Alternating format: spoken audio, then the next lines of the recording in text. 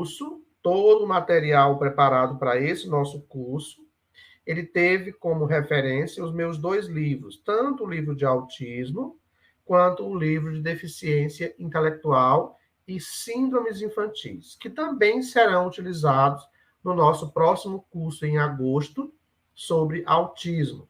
As minhas 2 referências de leitura que eu sugeri desde o primeiro encontro desse curso, que são os meus 2 livros, Autismo e Deficiência Intelectual. Esse, a gente usou muito material para essas aulas, para que assim a gente pudesse, de alguma forma, se aprofundar enquanto leitura. E algumas pessoas até já adquiriram esse livro comigo, pelo site da Paulinas, por outros sites. Então, tem ele aí em vários locais. Quem tiver interesse, é só nos procurar, que temos para pronta entrega, ok? Deficiência intelectual, orientações e práticas de intervenção. Última aula, 4ª aula, hoje, 22 de junho. E paramos na aula passada, ao falarmos de algumas síndromes, paramos na síndrome de Usher, uma condição interessante, que traz aí alguns prejuízos quanto à audição e à visão, né? Entendendo que a comunicação com o tato pode facilitar a vida das pessoas Usher, porque algumas delas vão tendo progressivas perdas visuais e auditivas, necessitando muitas vezes da Libras tátil. Por isso que é importante o trabalho com Braille, com Libras tátil, para o quadro de síndrome de Usher, que é uma condição de origem genética, com graus variáveis de perdas visuais e auditivas, associada principalmente à surdez. Está presente desde o nascimento, e esse prejuízo visual vai acontecendo gradativamente até a adolescência, começando já na infância. Alguns casos pode acontecer uma cegueira total ou parcial, que na maioria dos casos é associado à retinose pigmentar, afeta inicialmente a visão noturna, né, e depois a visão periférica, das laterais, preservando por mais tempo aí a visão central. Então, a perda vai ser da lateral até o centro, chegando até o ponto de perda total, dependendo de cada quadro, de cada nível de gravidade. Causa sensibilidade a excesso de luminosidade, é uma condição permanente, sem cura, mas é possível suavizar ou espaçar, demorar um pouco mais os efeitos da condição de Usher. Na surdez parcial, pode se atenuar também com intervenções cirúrgicas, aparelhos auditivos. Os óculos podem ser adequados em muitos casos, inclusive, aí trazendo uma importante observação para os de visão subnormal ou parcial. A retinose pigmentar, que a gente citou como elemento causal, costuma também trazer algumas condições associadas, como a catarata, edema macular, que podem ser também corrigidos a partir de cirurgias, permitindo que a pessoa possa prolongar o seu tempo quanto à condição de vidente. O importante é diagnosticar precocemente para que as medidas também possam ser amenizadas, né, a partir da estimulação, retardando aí algumas sequelas. Toda pessoa com Usher tem prejuízo intelectual? Não. Alguns casos podem ter. A maioria dos casos provavelmente não terão prejuízos intelectuais significativos. Existem 4 tipos de Usher.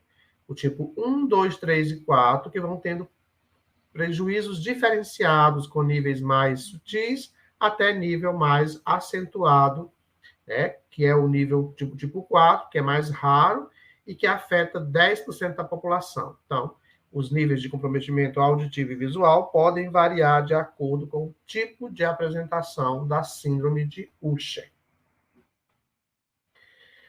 Professor, dá para aprofundar um pouco mais? Não, porque é muito material sobre síndromes, e aqui a ideia é só a gente trazer um panorama simplificado de cada uma delas, para que a gente possa ter aí a curiosidade de pesquisar, né, e buscar outras fontes para melhor entendimento. A gente está citando rapidamente, por se tratar de quadros infinitos de apresentação. A gente trouxe as síndromes mais conhecidas, as mais comuns no dia a dia, do trabalho, de quem faz AE, de quem está na clínica, de quem está no consultório, para entender que esse quadro pode chegar lá e que pode ter aí também prejuízos intelectuais associados, demandando de nós, né, a busca por ferramentas que de alguma forma possa contemplar funcionalmente a cada um dos sujeitos.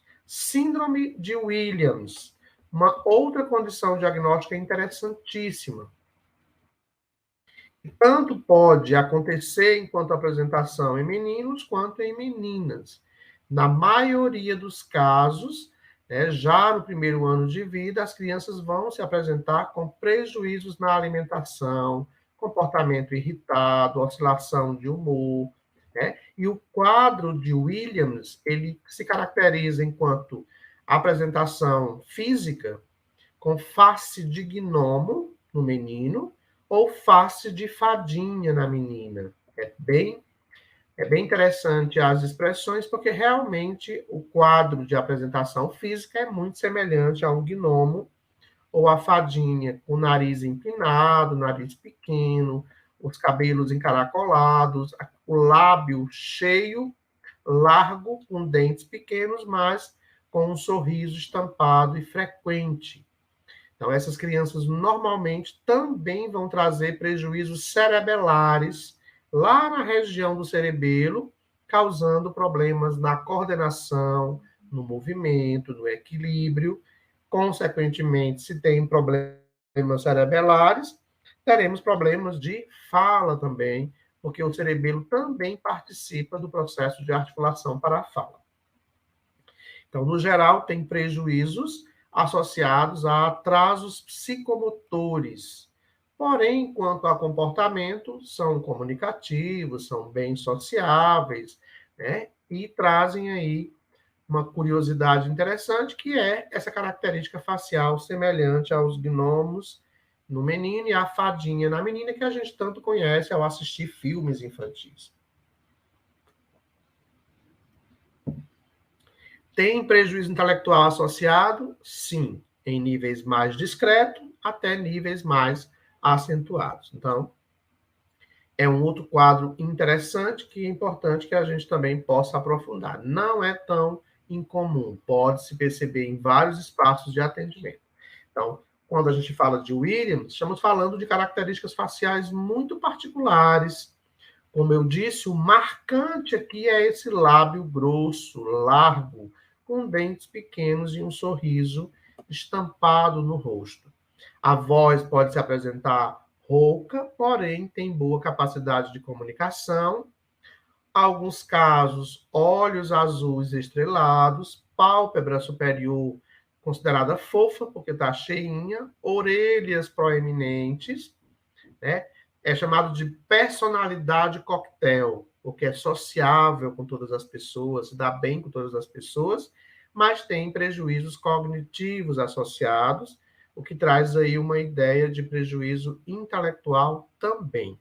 Dificuldade quanto à memória, dificuldade na orientação visual, dificuldade na orientação espacial, além das comorbidades que podem também vir juntas, prejuízos visuais, auditivos e a própria deficiência intelectual, além de dificuldades psicomotoras, como acabamos de citar. Tudo certinho? Tá ótima a imagem hoje, não tem ninguém reclamando. Síndrome de Noonan, uma outra condição também comum. Professor, quais dessas síndromes você já teve contato nos seus 25 anos de trabalho como terapeuta ocupacional? Todas. Quase ou quase todas. A grande maioria das síndromes que eu retratei no meu livro foram quadros diagnósticos que já passaram pelo meu atendimento. Eu atendi como terapeuta ocupacional durante 25 anos, que foi o tempo de trabalho que eu tive na terapia ocupacional. Me afastei em 2019, mas atendi por 25 anos, e nesses 25 anos, todos esses quadros diagnósticos que eu estou falando nesse curso passaram pelo meu atendimento. Alguns mais graves, outros mais acentuados, né? Menos prejudicados, outros mais sutis, mas todos passaram de alguma forma por lá. E eu sempre tive muita curiosidade em querer entender um pouco mais sobre cada uma dessas síndromes. Síndrome de Noonan, considerada uma patologia genética de caráter autossômico dominante, associado a um desenvolvimento considerado anormal, incomum em diversas partes do corpo. Noonan pode ser caracterizado também como deficiência física, porque é considerado um tipo de nanismo, por se tratar de uma condição médica que vai interferir no crescimento corporal do sujeito.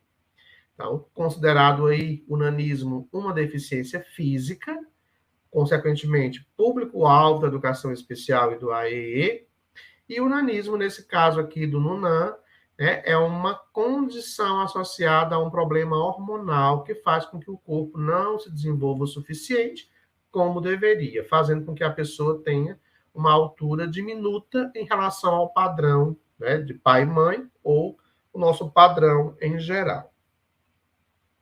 Noonan classifica-se como deficiência física por ser um tipo de nanismo e acontece em 1 a cada 2.500 crianças nascidas vivas, afetando tanto meninos quanto meninas igualmente, ok? Síndrome de Sotos, ou chamada por alguns estudiosos de síndrome do gigantismo cerebral. Síndrome de Sotos é uma condição bem interessante que tanto pode já se apresentar logo após alguns meses de vida, como também pode demorar um pouco a se perceber e também ser percebido por volta da adolescência, né? Quando os ossos da face, os ossos das mãos e dos pés crescem em um padrão considerado incomum, inclusive causando algumas dores e alterações comportamentais. Síndrome de Sotos ou gigantismo infantil foi descrita em 1964 por Sotos. Seu quadro se caracteriza por esse exagerado crescimento da criança durante a gestação e após o parto, pré e pós-natal. Tem faces características, um rosto alargado, uma cabeça considerada grande para o padrão habitual.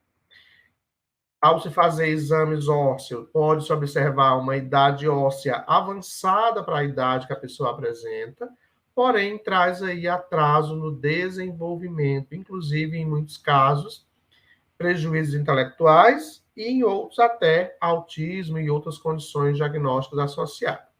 Pode trazer alteração comportamental, como irritabilidade, baixa tolerância à frustração, quadros de ansiedade, instabilidade ou labilidade afetiva e alguns comportamentos até hostis e agressivos em alguns quadros, além da presença de ideias ritualísticas e persistentes.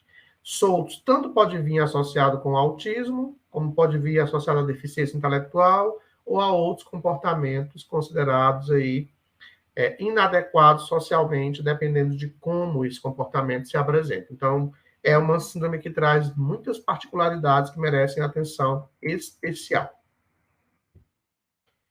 Síndrome de Marfan. Condição hereditária que afeta o tecido conjuntivo, que é o nosso principal responsável pela estrutura do nosso corpo, pelo fortalecimento dessa estrutura. Em virtude desse prejuízo, vai atingir importantes áreas do nosso corpo, como coração, olhos, vasos sanguíneos e até a nossa estrutura esquelética. Em geral, as pessoas com síndrome de Marfan têm estaturas altas, muito altas, e corpos magros, com braços e pernas alongados, considerados desproporcionais para o padrão. Essa característica, em geral, do Marfan define o que os médicos chamam de aracnodactilia, aqueles braços com dedos longos, parecendo ali as pernas de uma aranha, por isso a expressão aracnodactilia quanto a esses dedos bem alongados e desproporcionais. É uma condição considerada autossômica dominante, ou seja, apenas uma única mutação em um dos alelos cromossômicos pode ser suficiente para que haja essa manifestação dos sintomas descritos no AFAM. Síndrome de Prader-Willi ou Prader-Willi, muito comum de estar associado com o autismo e também com a deficiência intelectual. A grande característica do Prader-Willi pode ser aí um prejuízo em áreas específicas do cérebro, causando uma certa compulsão alimentar, né, que pode trazer consequências prejudiciais à pessoa que apresenta. Por isso, merece uma atenção especial da família.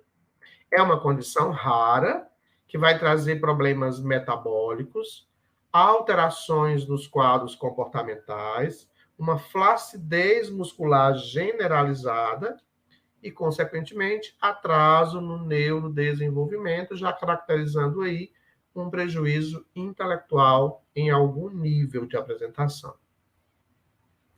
O quadro de Prader-Willi é característico essa apresentação da fome excessiva, principalmente após 2 anos de idade, que pode acabar levando ao surgimento de quadros de obesidade, de quadros de diabetes e outras condições comórbidas.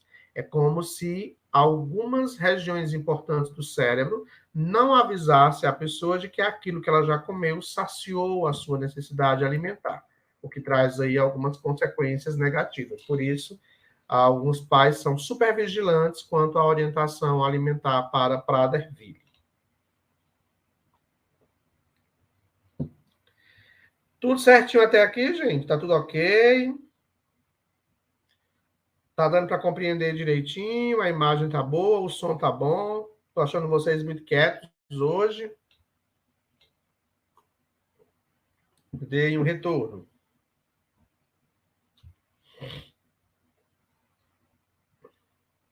Só para a gente seguir, dar aí um feedback de como está tudo chegando para vocês, tá tudo ok, tudo certinho. Obrigado, Ariantes.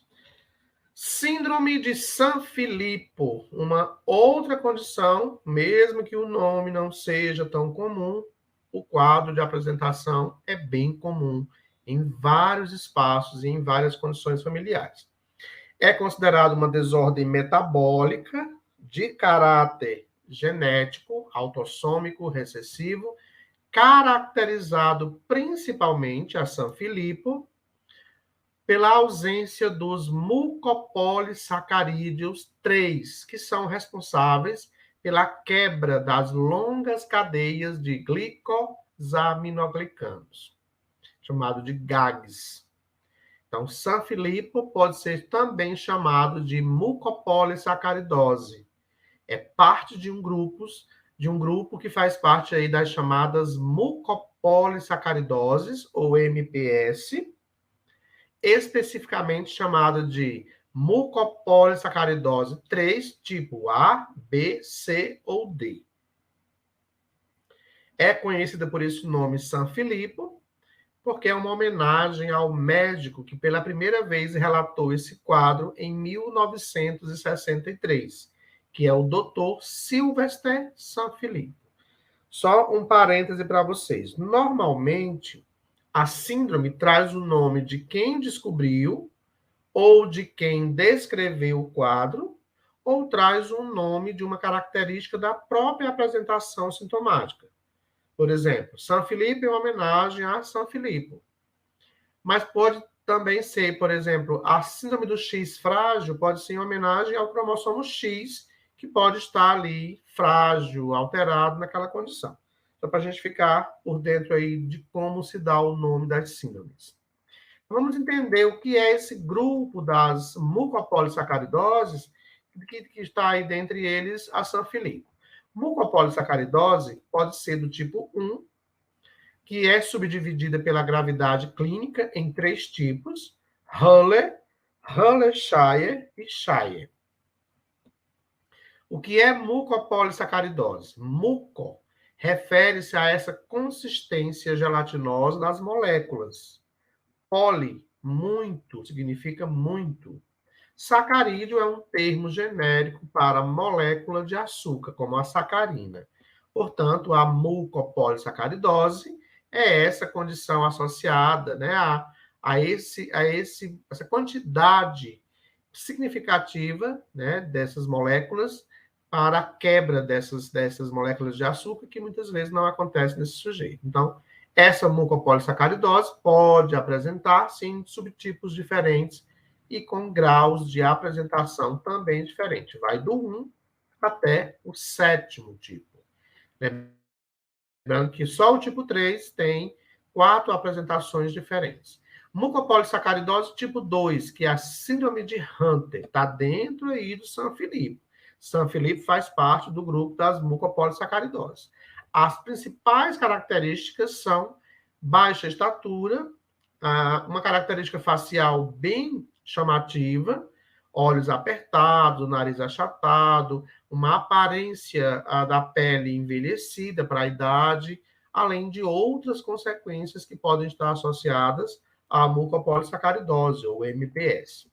A tipo 3 traz um nível de apresentação facial que tanto pode ser de evolução rápida quanto de evolução lenta, trazendo características mais acentuadas ou menos acentuadas dessa expressão facial, além das condições de comportamento que podem estar alteradas e comorbidades outras que também pode vir associada à mucopolissacaridose, que é um grupo dessas MPS, que dentre elas tem Sanfilippo como uma das condições associadas, ok? Essa não fui eu que descobri, mas tem o meu nome, Síndrome de Wilson. A síndrome de Wilson é uma condição ocasionada por um depósito de cobre nos diversos órgãos e tecidos do corpo humano. O cobre não é eliminado de forma adequada e vai se acumulando, podendo atingir níveis considerados fatais para a saúde do sujeito. Os sintomas geralmente começam entre 12, variando até os 23 anos de idade. Dentre os principais sintomas de Wilson, incluem inchaço em várias partes do corpo, uma fadiga excessiva, queixas de dores abdominais e movimentos descontrolados ou mal coordenados, o que quer dizer que pode afetar também o funcionamento do cerebelo, que é responsável por postura, movimento, equilíbrio, é a nossa motricidade e coordenação motora em geral. Em alguns casos, esse quadro de Wilson não apresenta sintomas, pode ser imperceptível, mas em alguns momentos as pessoas podem relatar dores locais, principalmente no abdômen. Nos músculos também pode-se perceber anormalidade durante o caminhar ou problemas associados à coordenação motora. Na pele, pode-se perceber, além de pele e olhos amarelados ou rede de vasos sanguíneos apresentando-se de forma inchadas, né, em algumas regiões da pele. Também é comum um anel escuro na íris, né, observa-se essa questão ocular bem interessante, além de queixas de fadiga, inchaço ou tremores quando na execução de movimentos mais precisos e coordenados, ok? Síndrome de Dandy-Walker, outra condição. Alguém disse, eu nunca ouvi falar dessa síndrome. Tem tantas síndromes que a gente nunca ouviu falar. Só na infância são mais de 2.000. A gente trouxe nesse livro e nesse curso aquelas mais comuns, mais conhecidas, mas tem milhões de outras que a gente desconhece. Síndrome de Dandy-Walker ou Dandy-Walker. É considerada uma condição diagnóstica muito peculiar, trazendo a apresentação como malformação cerebral congênita, principalmente quanto ao cerebelo. Veja que eu já falei de cerebelo várias vezes. Professor, o que é o cerebelo? Qual a importância que ele tem? Como eu posso realizar atividades para estimular essa região do cérebro tão importante? O cerebelo fica atrás da nossa cabeça. Faz parte de um conjunto chamado cérebro social. É uma estrutura de grande importância para a nossa psicomotricidade. Especialmente, ele está associado ao controle, à organização dos movimentos, a nossa postura, enquanto a gente está em atividades dinâmicas, andando, ou em atividades, né, estáticas, quando a gente está parado. Também vai participar, junto com outras áreas cerebrais, do processo de coordenação para a execução da fala, para a aquisição e para a perfeita retenção da memória e da cognição, que é a nossa capacidade de aprender pelas vias sensoriais, além de comprometer, né, o cerebelo. Essa condição Dandy Walker também acomete outras áreas importantes próximas do cerebelo.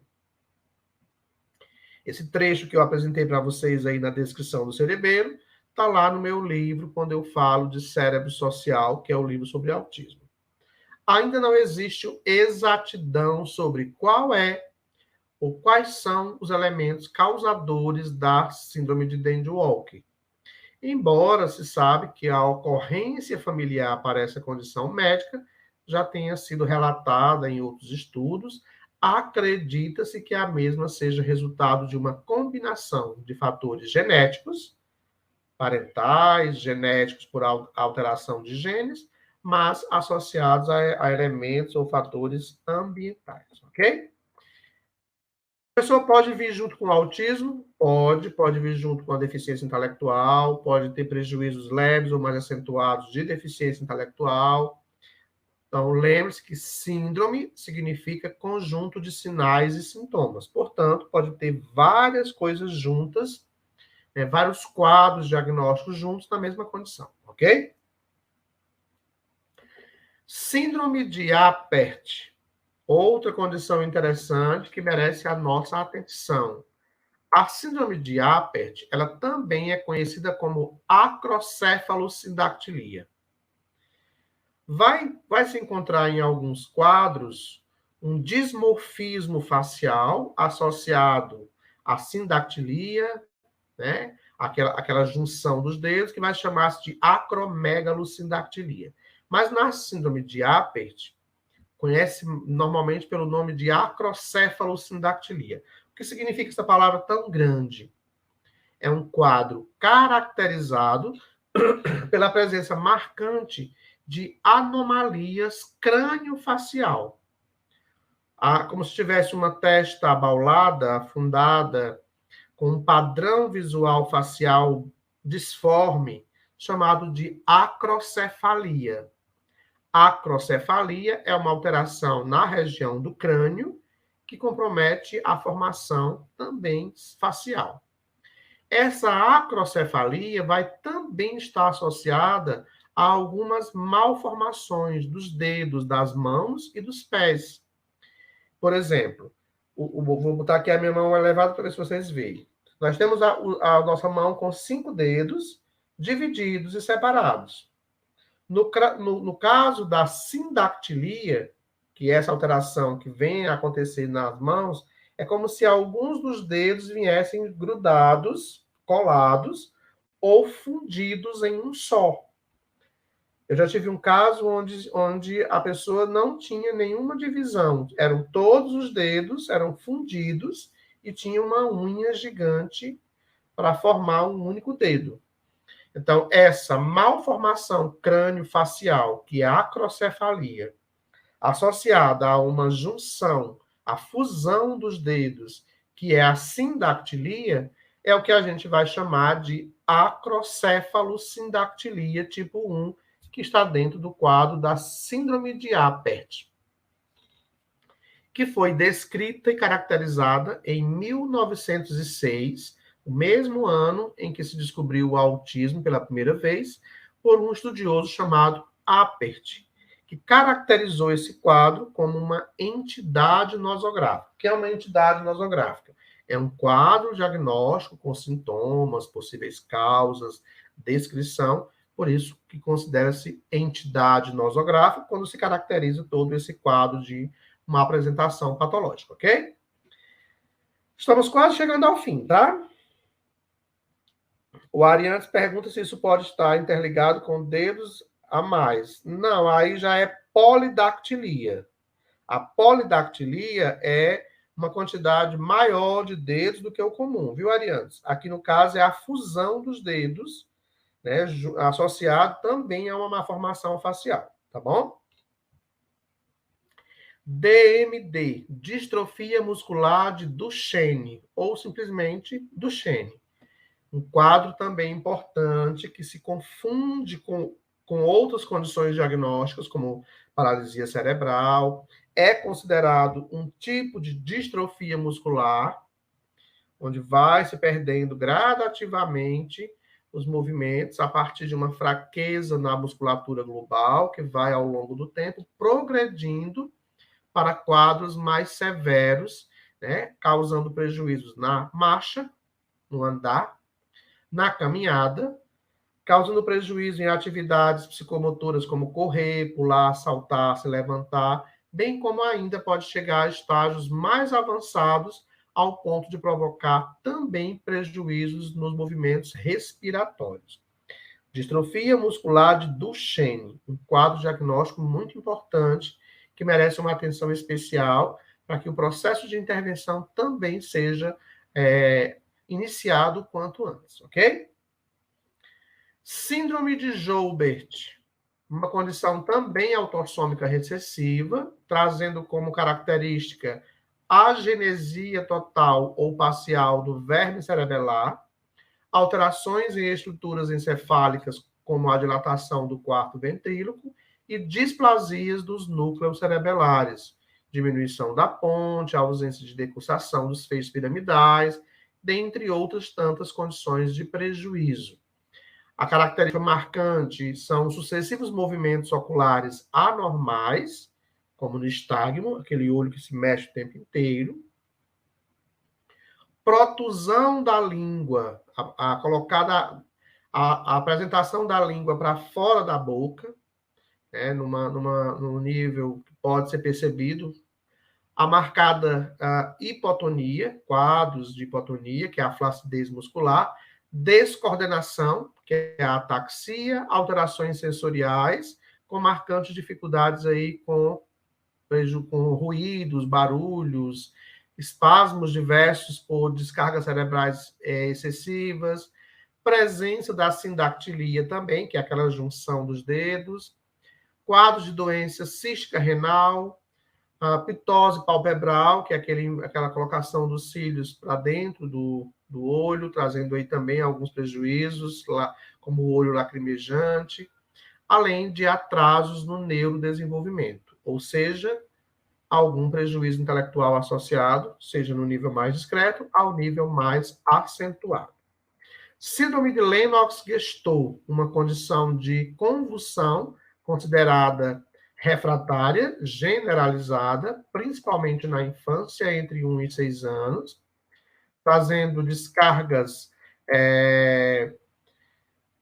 anormais durante o sono, né? Presença de deficiência intelectual, bem evidente em muitos quadros, é considerado uma síndrome convulsiva severa, tem quadros de Lennox-Gastaut que tem microconvulsões, chegando a apresentar de 50 a 250 microconvulsões por dia, o que traz ao longo da vida alguns prejuízos cerebrais interessantes. Quadros de inquietação, agitação, agressividade, baixa tolerância em função de várias condições apresentadas, resposta pobre aos anticonvulsivantes, ou seja, a medicação é só um paliativo, porque pode ser um quadro severo de epilepsia generalizada. É chamado de epilepsia refratária, que é um tipo incomum de descarga cerebral que traz aí ausências em momentos rápidos, mas sucessivas vezes ao longo do dia. Síndrome de Goldenhar ou Goldenhar, uma condição também muito interessante, descrita pela primeira vez em 1952, com características físicas bem peculiares, como rebaixamento da orelha externa, uma assimetria facial, principalmente mandibular, e uma fenda palatina também presente, alterações vertebrais, 50% dos casos têm prejuízos cardiovasculares, alterações do sistema nervoso central, Até 10% dos casos traz a deficiência intelectual presente, além de problemas auditivos, visuais, renais, respiratórios. É uma condição que traz muitas comorbidades presentes, ok? Síndrome de Cornélia de Lange, ou síndrome de Brackmann de Lange, ou nanismo de Amsterdã. Pode ter 3 nomes diferentes para se descrever um quadro de nanismo, né, de baixa estatura, que é considerado um distúrbio ainda desconhecido enquanto causa, podendo resultar em várias anomalias graves do desenvolvimento da criança. Foi descrita pela primeira vez em 1916 pelo médico Brackmann. Em 33, Cornélia de Lange descreveu algumas características semelhantes àquelas já apresentadas por Brackmann, caracterizando aí a síndrome de Cornélia de Lange. Retardo do crescimento, deficiência intelectual, baixa estatura, choro tipo Rosnar, né, baixinho, braquicefalia, uma cabeça pequena, orelhas pequenas, pescoço em cadeia, quase junto do tronco, boca de carpa, boquinha pequena, como se fosse uma boquinha de um peixe, ponte nasal diminuída, sobrancelhas atrofiadas, porém se encontrando ao meio, presença de pelos nos braços e no rosto, chamado de hirsutismo, malformações das mãos, podendo ocorrer também associado a ele um padrão de herança dominante ou duplicação do braço longo do cromossomo 3. Essa é a característica facial da Cornélia de Lange, que traz a deficiência intelectual associada, pode ter também o autismo associado, mas no geral é mais comum a deficiência intelectual.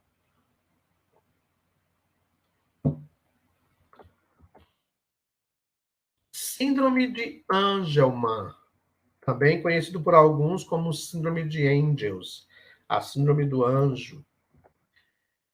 Essa traz, além do prejuízo de interação social, intelectual, possivelmente o autismo como uma comorbidade muito presente. Então, traz um prejuízo persistente na interação social, um padrão repetitivo de comportamento, de interesse e atividade, podendo causar prejuízo em várias áreas importantes, tanto social quanto ocupacional, né? Além de outras situações que podem merecer atenção especial. Tem o prejuízo intelectual associado e pode ter também o autismo presente. Alguns quadros podem não ter tanto prejuízo intelectual, mas em muitos casos, no geral, se apresenta aí uma comorbidade na condição para o transtorno do espectro do autismo. Esclerose tuberosa, doença rara, considerada uma síndrome neurocutânea, denominada facomatoses, que é um grupo de doenças nas quais se apresentam aí alterações neurológicas e dermatológicas. Por isso é importante todo o exame da pele para se observar melhor a presença da esclerose tuberosa. Essa associação neurológica e dermatológica tem explicação na origem embrionária. Os dois sistemas têm origem no mesmo folheto embrionário. O que significa facomatose. Significa mancha, marca, sinal de nascimento em forma de lente. E esse oma de facomatose significa tumor em forma de lente. Então, trata-se de uma desordem multissistêmica de migração, proliferação e diferenciação celular, resultando aí na presença de tumores benignos, podendo atingir o encéfalo, rins, pele, coração, pulmão e outros órgãos. Tanto pode ter o autismo associado em alguns casos, como alguns prejuízos também intelectual presente em alguns casos. Não é regra, mas pode acontecer. Epilepsia, já falamos de um tipo, a refratária, né? A Lennox-Gastaut, mas é uma condição muito presente em quadros de deficiência intelectual, presente em 30% dos quadros de autismo e que merece uma atenção especial. Epilepsia é uma condição neurológica que se caracteriza por predisposição contínua a se apresentar crises epilépticas como consequências neurobiológica, cognitiva, psicossocial e social. trazendo diversas consequências nessas áreas importantes para o sujeito. Para o quadro de epilepsia, requer a recorrência de pelo menos uma crise epiléptica ou a possibilidade de recorrência dessa crise. Não é uma condição única, pode ter muitas apresentações diferentes. Por isso, merece uma atenção especial por parte do neuropediatra, que fará periodicamente acompanhamentos para ver a apresentação de como se dá essa condição em cada sujeito. As crises são ocorrências transitórias de sinais ou sintomas devido a uma anormalidade na atividade neuronal síncrona e excessiva. Modo de início e término das crises, é importante observar, a manifestação clínica de cada quadro e a intensificação de como se dá cada uma dessas apresentações.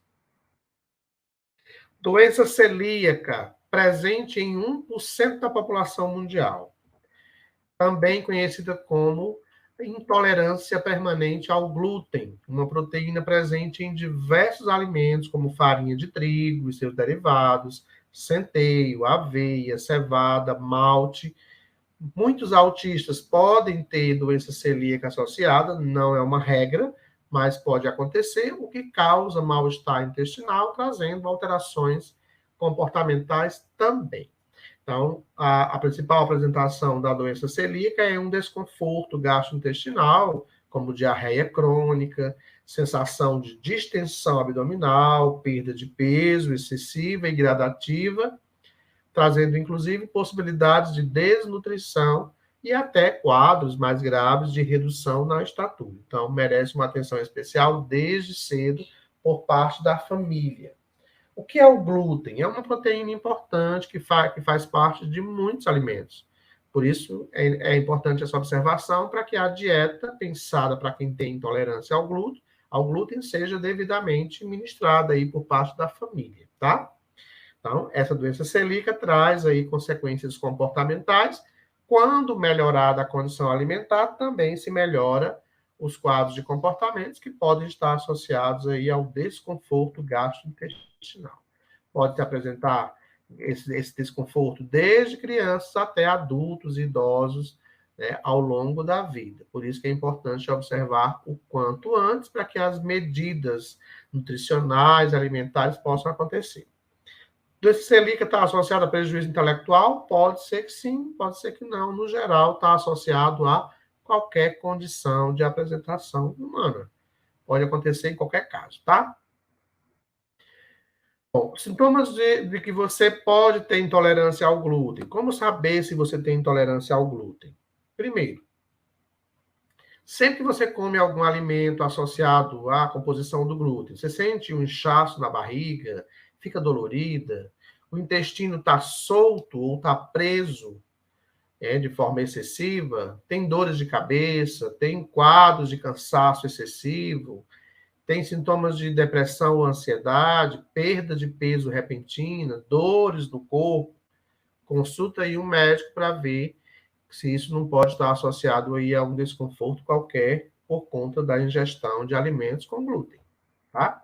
Por isso que é importante observar, porque existem consequências negativas e tratar, mesmo sabendo que não tem cura.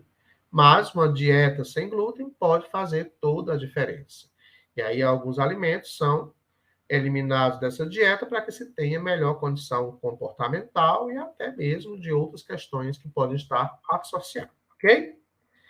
Bom, tivemos em 2016, 2015, 2016, uma apresentação de quadros diversos de Zika vírus, que ocasionou o nascimento de bebês com microcefalia, mas também no mesmo período se descobriu outras apresentações de quadros, como a Guillain-Barré, que tanto pode estar associado ao mosquito, como pode estar associado a outras situações diversas. É a destruição da bainha mielínica, trazendo prejuízos aí na motricidade, seja dos braços para as pernas ou das pernas para os braços. O fato é que se acomete todas as idades, desde crianças até adultos. Estima-se mais adultos do que crianças, mas pode acontecer em todos os quadros, ok? E a microcefalia foi essa consequência que a gente teve. 90% das crianças que tiveram microcefalia associada ao Zika vírus, 90% delas têm prejuízo intelectual, tá? É uma observação importante. A microcefalia é esse padrão da cabeça que não cresceu o suficiente para o padrão considerado aceitável. Então, um tamanho que vai a partir de 31, 32 centímetros, já está dentro do padrão considerado aceitável. Menor do que isso é considerado microcefalia. Sempre existiu microcefalia, inclusive como características de muitas síndromes, mas no caso dos quadros de microcefalia associado ao Zika vírus,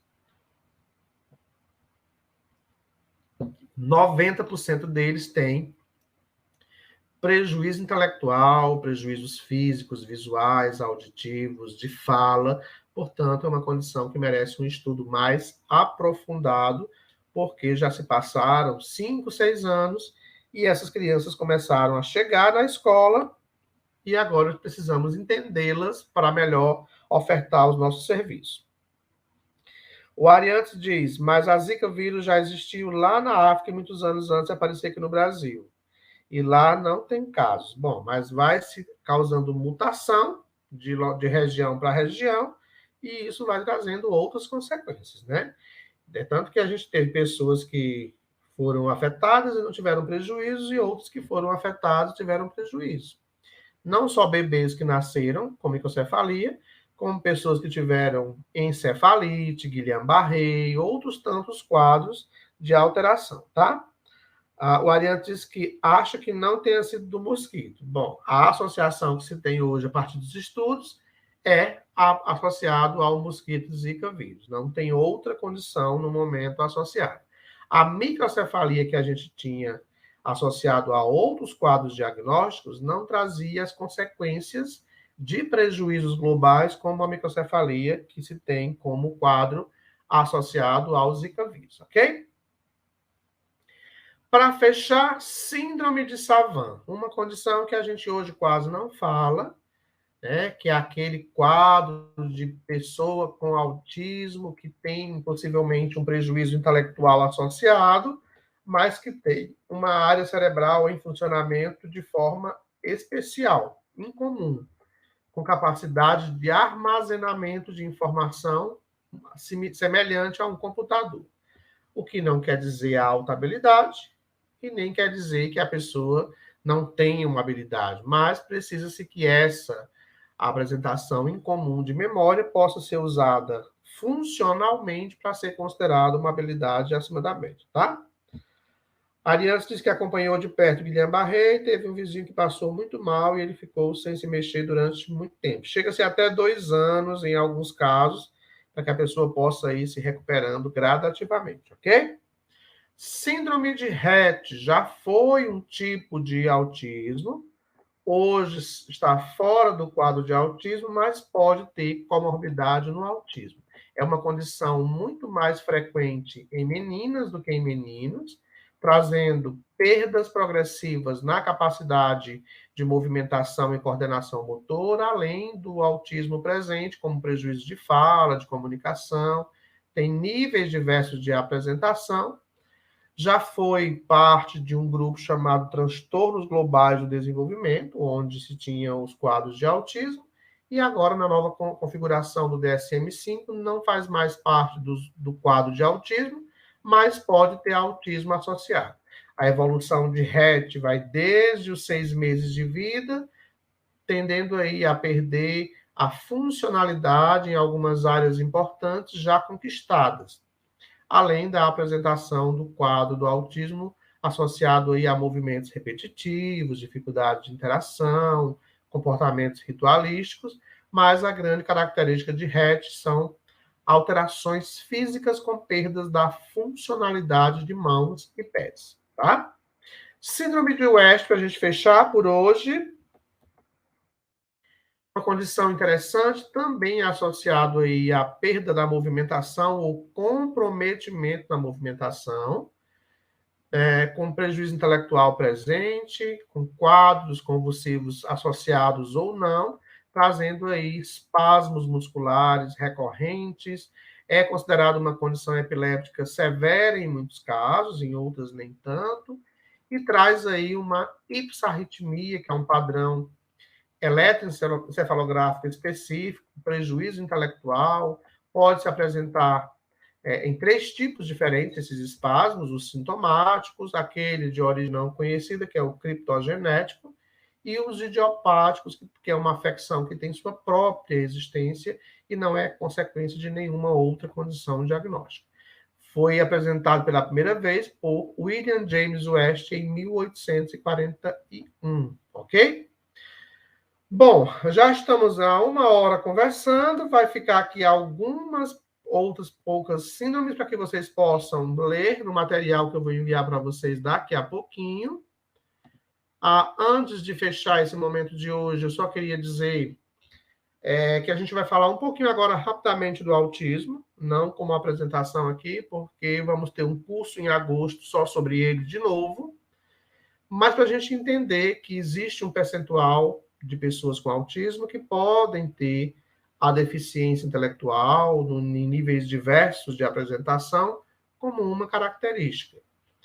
Não é regra toda pessoa com autismo ter deficiência intelectual, mas pode acontecer em muitos casos prejuízos intelectuais de leve até mais acentuado. Quanto maior for o prejuízo intelectual no autismo, mais grave vai ser os quadros de comportamento, de automutilação, porque está associado aí a essa dificuldade de compreensão, essa imaturidade comportamental, além das demandas que podem ser importantes quanto à autonomia.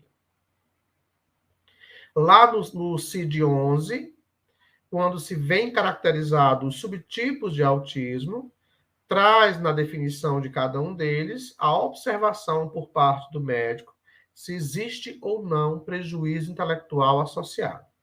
Não é regra do autismo a deficiência intelectual, mas para se entender que quando se tem prejuízo intelectual associado, o entendimento por parte das equipes de intervenção deve ficar mais claro para que se pense em ferramentas que contemplem, estimulem essa possibilidade de outras situações para além desse prejuízo intelectual. Porque não é só aquela apresentação ritualística, a dificuldade de comunicação, de interação, aqueles interesses em comuns que algumas pessoas com autismo têm que pode dificultar a intervenção. Não, não é isso. O autismo não é nenhum problema. As dificuldades que se tem de evolução da pessoa com autismo é a partir do que se tem associado a esse quadro. O autismo é uma forma de funcionamento cerebral particular, mas é uma porta de abertura para outras comorbidades. Deficiência intelectual, que estima-se em até 70% dos casos, presença de epilepsia em 40% dos casos, presença de TDAH em 40% dos casos, 70% dos casos tem problemas motores associados, 90% dos casos de autismo tem alterações sensoriais presentes, além de outras tantas condições. Pelo menos 2 situações podem estar associadas ao autismo. Por isso que é importante essa observação por parte do neuropediatra, que coloque nesse diagnóstico se existe ou não a deficiência intelectual, como está a capacidade de linguagem e de comunicação dessa pessoa, se é pouco prejudicada, se é prejudicada, se é ausente, para que assim se pense em abordagens terapêuticas ocupacionais, fonoaudiológica, psicológica, psicomotora, psico e neuropsicopedagógica, nutricional. Quanto mais informação se tiver sobre essa pessoa, mais entendimento vai se ter quanto ao grupo chamado multidisciplinar que vai ofertar serviços a esse sujeito.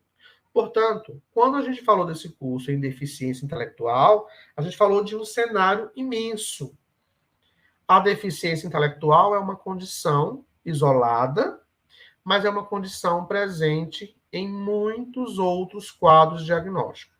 Pode vir junto de outras deficiências, pode vir junto de muitas síndromes, pode vir juntos de muitos quadros comportamentais, por isso que é importante que a gente entenda o que é, para não sair por aí confundindo. Por isso que a gente fez um dia uma aula só diferenciando o que era a deficiência intelectual, o que é o transtorno de aprendizagem, para que não haja mais confusão sobre isso. Essas 4 aulas que a gente ofertou para vocês é só um pontapé inicial para um universo de informação sobre deficiência intelectual. Eu tentei correr aqui para mostrar as síndromes, mas é um pequeno recorte da quantidade que a gente tem de condições sindrômicas que pode estar associada à deficiência intelectual, ao autismo, à alteração comportamental, seja lá o que for. Mas existem outras milhões de apresentações de síndromes. Lá no meu livro tem umas 50, 40, 50 síndromes descritas. Mas existem muitas que não se faz uma apresentação em um único material. Por isso que eu sugeri a vocês que adquirissem aquele livro, Deficiência Intelectual e Síndromes Infantis, para que vocês possam consultar aquele material quando chegar para vocês um quadro diagnóstico desconhecido, que vocês ainda não ouviram falar. Eu vou mandar para vocês o material de hoje com mais outras síndromes, mas é importante que vocês leiam. É importante que vocês guardem esse material para consulta. E não fiquem contentes apenas com as 4 aulas do curso. As 4 aulas, que duram mais de 1 hora cada aula, que é muita coisa que eu falo, é para abrir a cabeça de vocês para que vocês possam investigar outras fontes. Ler o material disponibilizado, fazer o relatório das 4 aulas para exercitar esse material que eu enviei para vocês, mas é importante a leitura. A gente está meio carente de leitura. É importante que a gente leia mais, é importante que a gente consulte outras fontes, é importante que a gente faça tantos cursos quanto se apresentar, porque conhecimento se renova o tempo inteiro. A gente nunca vai ouvir o mesmo curso do mesmo jeito, a gente vai ouvir de forma diferente, mesmo que aquela pessoa esteja dizendo as mesmas coisas. Mas a nossa forma de ouvir vai depender do exercício que a gente fez de leitura, de investigação, tá? Eu espero que esse curso, assim como todos os cursos que eu venho ofertando, possam, de alguma forma, estar contribuindo para a formação profissional de vocês, melhorando a prática de trabalho de cada um de vocês no dia a dia. Até o dia 20 de julho, vocês têm esse tempo para enviar os relatórios desse curso. E até o dia 30 de julho a gente encerra os relatórios do último curso, mas esse aqui até o dia 20 de julho. Quem ainda não enviou o relatório dos outros cursos, corre até o dia 30 desse mês, que é o prazo final para que a gente possa fechar a certificação de vocês, tá bom? Próxima semana a gente começa o outro curso desse pacote, que é sobre AEE e tecnologia assistiva. Já abrimos inscrições hoje para os 3 cursos que já vão acontecer em agosto e setembro. Quem tiver interesse, é só me chamar, que eu passo para vocês o link de acesso ao grupo e como proceder para a inscrição, tá bom? Quem tiver interesse nos livros, é só entrar em contato, que a gente também mostra como fazer, a gente despacha pelos correios, como ficar mais prático para vocês. Muito obrigado pela presença de todos vocês. Compartilhe esse material, convide outras pessoas a seguir as nossas páginas, a vir fazer curso com a gente, porque quanto mais pessoas falando desse assunto, menos preconceito em relação à pessoa com deficiência. Muito obrigado a cada um de vocês pela atenção, pelas palavras de elogio, pelo carinho que sempre tem comigo, e eu retribuo ofertando a vocês o melhor que eu posso oferecer em informação, tá bom? Beijo a todos, boa noite e até quarta-feira com o nosso último curso do semestre 2022.1. Tchau, tchau.